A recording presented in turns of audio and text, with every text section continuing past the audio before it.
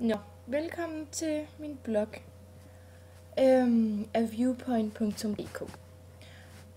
Min øvelse ligger her, og den gik ud på, at vi skulle lave en forening ud fra Sendugo-princippet, som er produkter i hverdagen, som ikke kan bygges og egentlig heller ikke rigtig kan benyttes.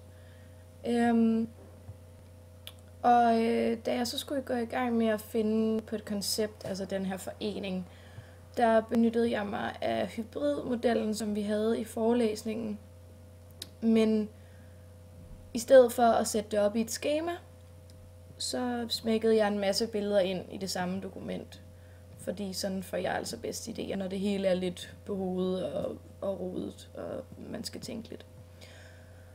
Og herfra kom jeg så på 4 forskellige navne til nogle foreninger.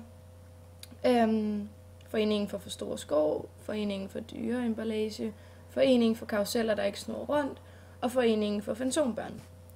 Og det synes jeg egentlig, den sidste den var lidt sjov, fordi at fantombørn, okay, så er det nogle børn, der ikke eksisterer. Men i stedet for at holde fast i den, så gik jeg over til Foreningen for fantomfantasier.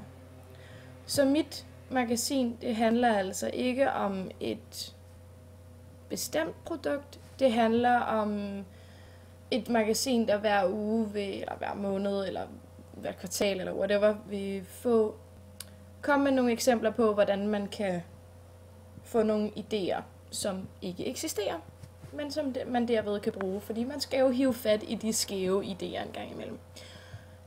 For lige at forklare mit cover her, så står foreningen heroppe, Foreningen for fantomfantasier.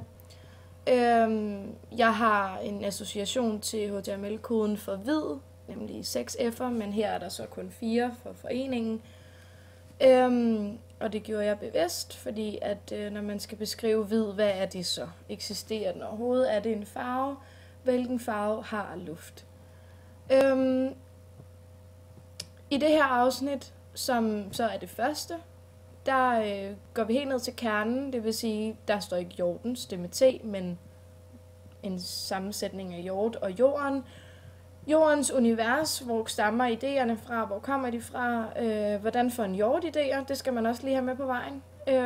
Og så alt om babushka-metoden, som er en metode, som jeg vil bruge hver gang i bladet. Det der med, at der bliver skabt noget ud fra noget nyt, og man hele tiden kommer tættere på kernen.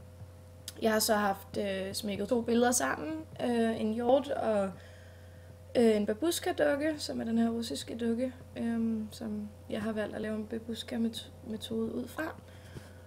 Lige inden jeg slutter, så lige lidt om stress. Jeg synes, det har været enormt stressende at lave den her opgave. Den har været meget rodet. Den har vildt for meget. Man har ikke kunne have ro til at fokusere på en bestemt ting, fordi man hele tiden har vidst, at der var mere. Men udover det, så er jeg egentlig meget tilfreds med resultatet.